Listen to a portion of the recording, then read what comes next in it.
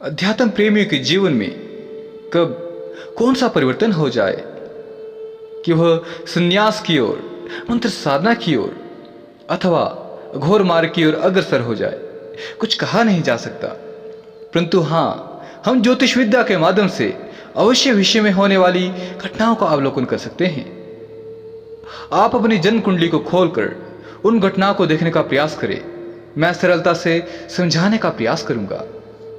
और यदि आप जन्म कुंडली देखना नहीं जानते हैं तो इन योगों को लिख करके रख लीजिए और किसी ज्योतिषी से आप इसके माध्यम से पूछ सकते हैं कि मेरी जन्म कुंडली में इस प्रकार के कोई योग घटित तो नहीं हो रहे हैं। अथवा जो अध्यात्म में डूबे हुए लोग हैं, आप उनकी जन्म कुंडली में भी इन योगों का अध्ययन कर सकते हैं कि इस उनकी आध्यात्मिक यात्रा में क्या घटित होने वाला है। गीता में कहा गया है कि मनुष्य अपने पूर्व जन्मों के कर्मों से वर्तमान जीवन को पाता है और अलग अलग क्षेत्रों से जुड़कर सफलता प्राप्त करता है। कुछ लोग आध्यात्मिक जगत से जुड़कर महान और प्रसिद्ध हो जाते हैं। रामकृष्ण परमहंस, स्वामी विवेकानंद, स्वामी दयानंद इसके उदाहरण हैं। इन सबके पीछे उनकी जन्म कुंडली में मौजूद खास ग्रहों की स्थिति होती है जो संन्यास योग बनाकर मनुष्य को आध्यात्मिक जगत में महान और सफल बना देती है।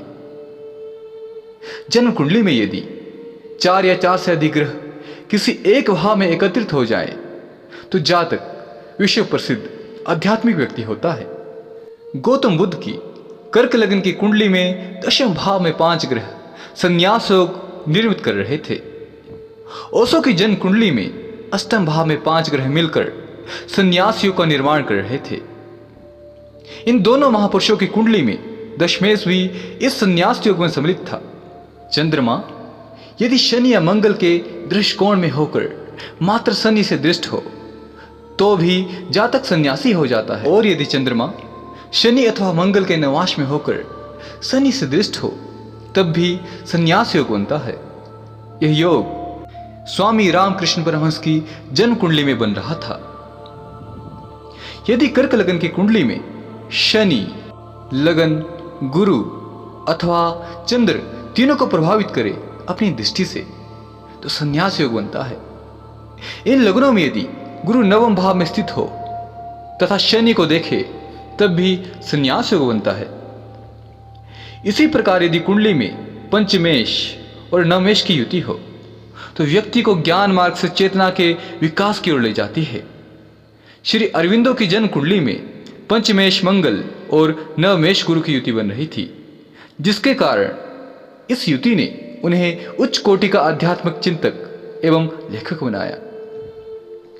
चंद्रमा का राशि स्वामी यदि मात्र शनि से दृष्ट हो या वह केवल शनि को देखे तो भी संन्यास योग बनता है। इस योग में नवमेश और पंचमेश बलवान हो तो जातक गहन साधना और एकांत के लिए ललायित रहता है। इसी प्रकार से यदि लगन के 12वें घर में केतु मात्र शुभ ग्रहों से विशेषकर गुरु से दृष्ट हो तब जातक मोक्ष पाने की इच्छा रखता है। यह योग मृत्यु के पश्चात आत्मा के उच्च कोटि की योनि में जाने का संकेत है। कारकांश लगन से 12वें घर में केतु यदि शुभ ग्रहों से देखा जाए तो जातक उच्च कोटि की साधना करने का इच्छुक होता है।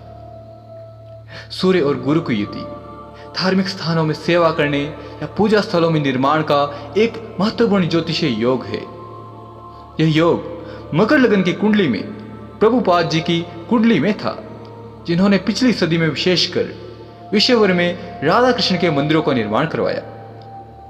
जन्म कुंडली में यदि केतु और गुरु की युति करके एक साथ पंचम, नवम अथवा अष्टम भाव से संबंध बनाए तो व्यक्ति मंत्र साधना में प्रवीण होता है।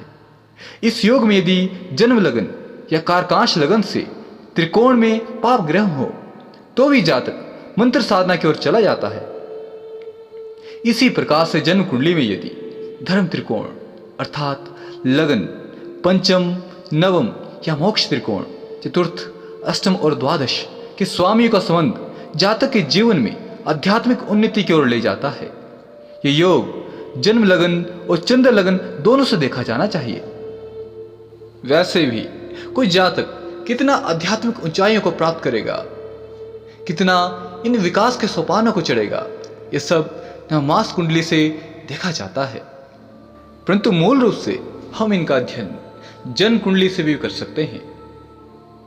यदि आप इन सभी योगों को स्वयं की जन्म कुंडली में देखने में असमर्थ हैं, तो आप हमारे प्रबुद्ध ज्योतिषियों की सहायता भी ले सकते हैं, जिनके संपर्क सूत्र आपको स्क्रीन पर शो किए जा रहे हैं।